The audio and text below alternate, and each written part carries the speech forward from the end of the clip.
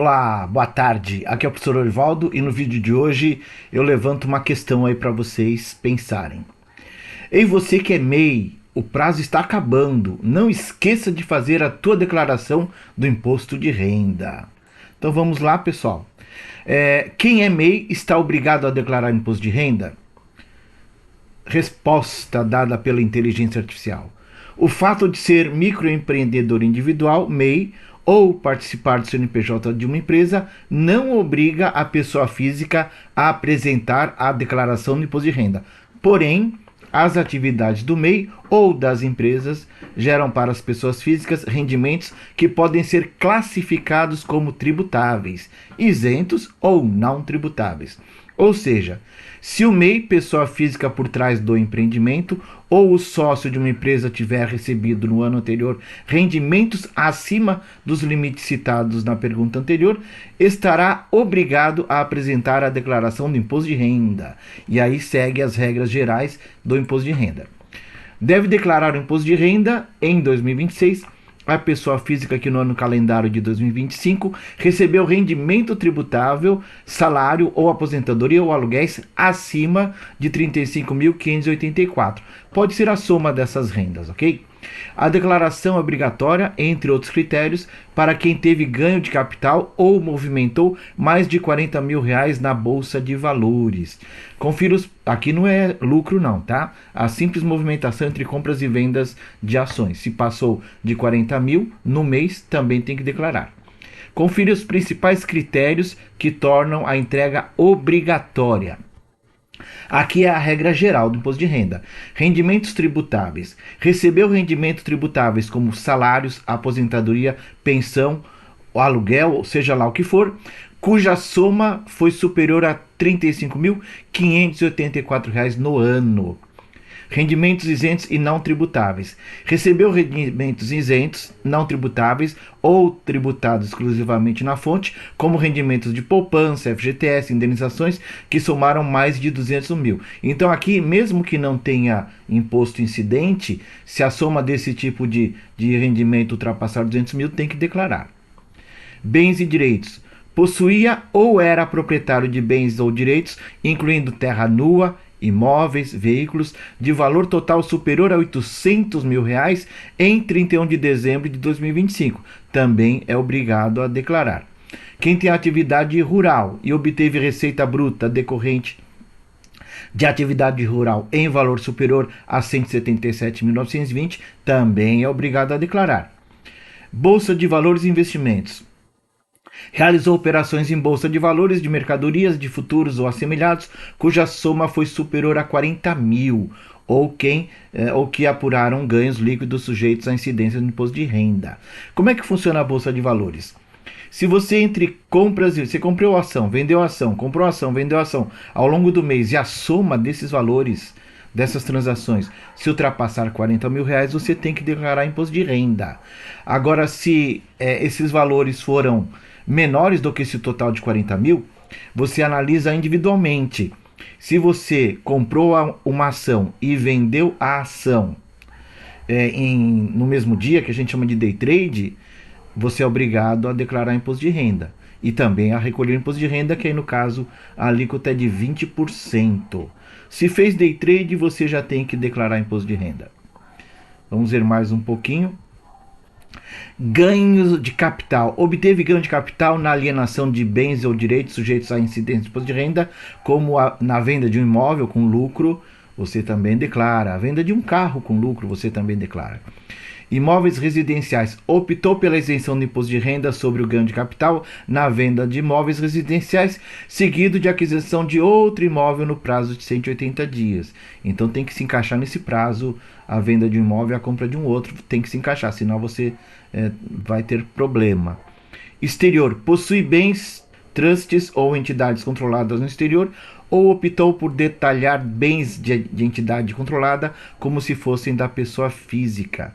Nova condição para imposto de renda, passou a condição de residente no Brasil em qualquer mês de 2025 e permaneceu nessa condição até 31 de dezembro. Também declara, né?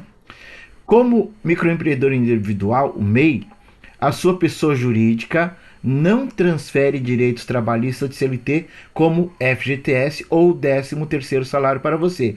Em vez disso, você recebe o lucro gerado pela sua empresa e garante direitos previdenciários, como por exemplo aposentadoria e auxílio-doença. E esse rendimento que você recebe do teu MEI, parte dele é como Prolabore e parte pode ser como dividendo. E nós veremos a diferença daqui a pouquinho. Funcionamento financeiro entre o seu CNPJ e o seu CPF é direto e se divide em duas partes.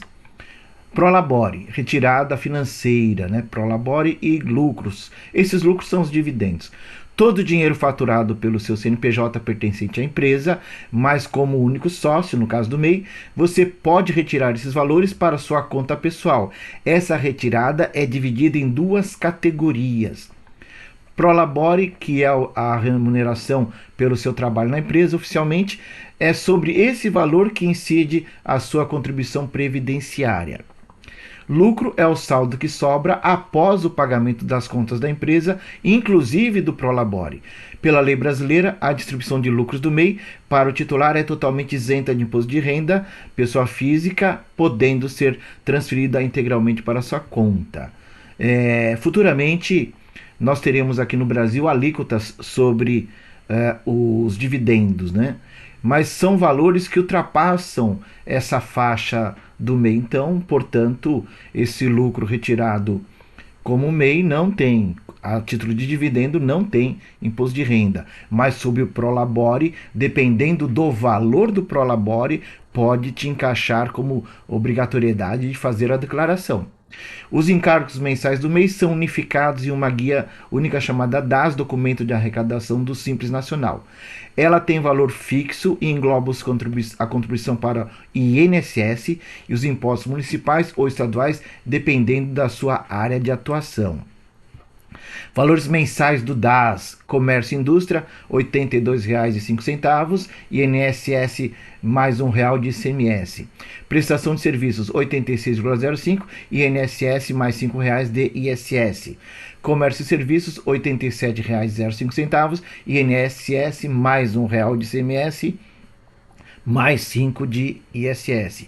MEI caminhoneiro varia de 194,52 a R$ 200,52, dependendo do tipo de carga e trajeto, né? Então, no caso caminhoneiro, os valores são bem maiores para o MEI. Outras obrigações financeiras eventuais. O MEI pode ter a contratação de empregados. Se você contratar um empregado, terá encargo de pagar 8% de FGTS e 3% de INSS patronal. Bem menor do que o INSS patronal de limitadas, empresas, sociedades por ações, que chega a 20%. Imposto de renda à pessoa física. Caso seus rendimentos pessoais ultrapassem o limite de isenção anual, você precisará declarar o imposto de renda. Obrigação anual. DANS e CIMEI é a declaração anual do faturamento da MEI.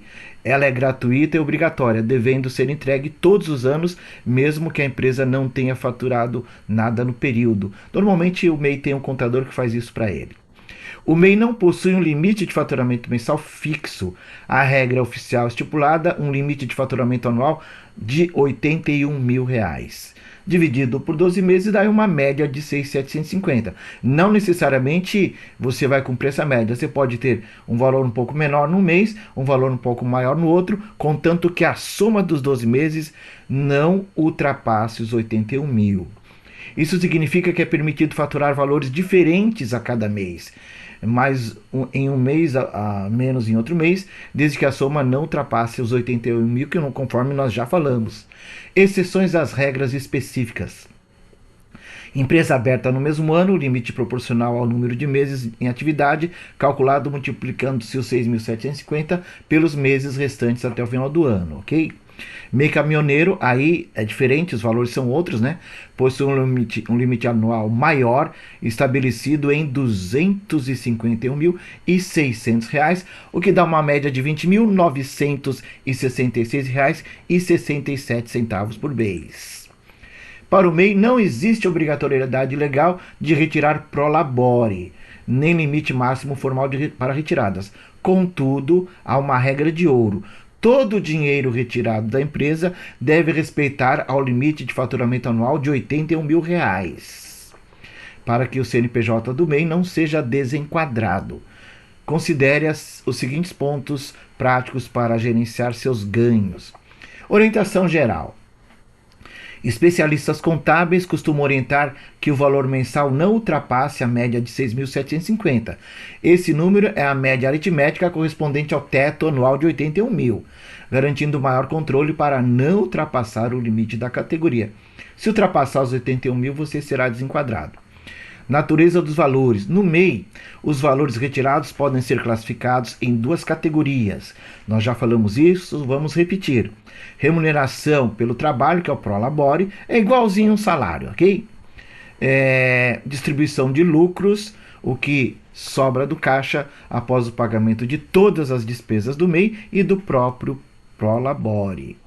Flexibilidade. Você tem autonomia para definir a quantia de acordo com a saúde financeira do seu negócio, podendo inclusive retirar mais em um mês e menos em outro, desde que o total movimentado não desrespeite as regras tributárias. Ok? Continuando, uma coisa interessante que algumas pessoas perguntam para mim, né? Eu sou MEI, eu posso também ter um emprego CLT? Pode.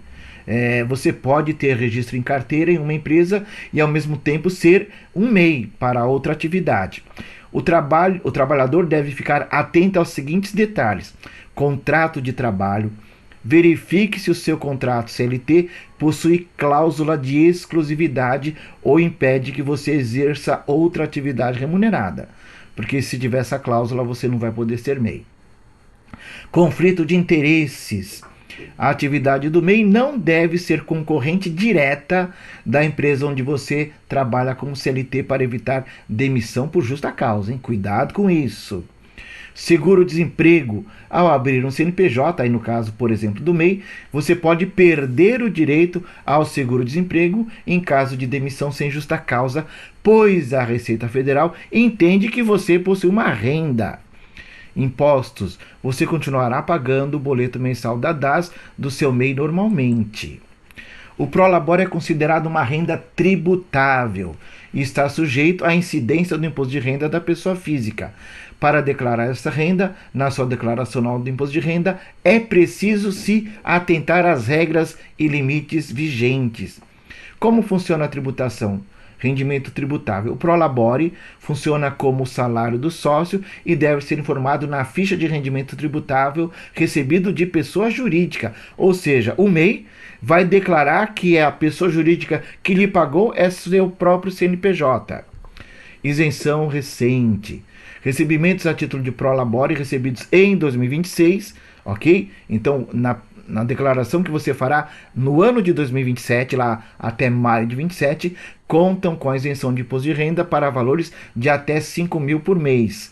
Valores que ultrapassarem essa faixa são tributados conforme a tabela progressiva do imposto de renda. Ok, pessoal? Então, continuando. Deduções permitidas. Do valor total do prolabore, você pode deduzir as despesas como contribuição do INSS, plano de saúde e dependentes, o que pode reduzir o valor final sujeito ao imposto. Ou usar aquele desconto padrão que a própria declaração de imposto de renda apresenta para você, né? Que muitas vezes ele é melhor. Diferença entre prolabore e lucro. Prolabore é a remuneração pelo trabalho do MEI. É tributável. E vai ter recolhimento de imposto de renda se ultrapassar os limites estabelecidos na tabela progressiva. Lucro distribuído é o retorno do capital investido na empresa. Em regra, a distribuição de lucros do MEI é isenta de imposto de renda, desde que a contabilidade da empresa esteja regular e os limites de isenção sejam respeitados. Então, o que muitos MEIs fazem, né? Eles têm uma retirada como prolabore pequena, e o restante da retirada é a título de lucro ou dividendos. Então, o prolabore você já está, por ser pequena, não se enquadra aí na renda tributável do imposto de renda, e o dividendo, mesmo sendo de valor um pouco maior, já é isento pela legislação atual, né? Em muitos países, dividendos são tributados. No Brasil, desde o governo Fernando Henrique Cardoso, isento de imposto de renda. Mas tem mudanças para acontecerem em dividendos de valores elevados. Ok, pessoal? Então, mesmo você sendo MEI, você pode ter aquela situação de ter também um emprego como CLT, e aí, juntando as rendas, você pode acabar tendo até que pagar imposto de renda.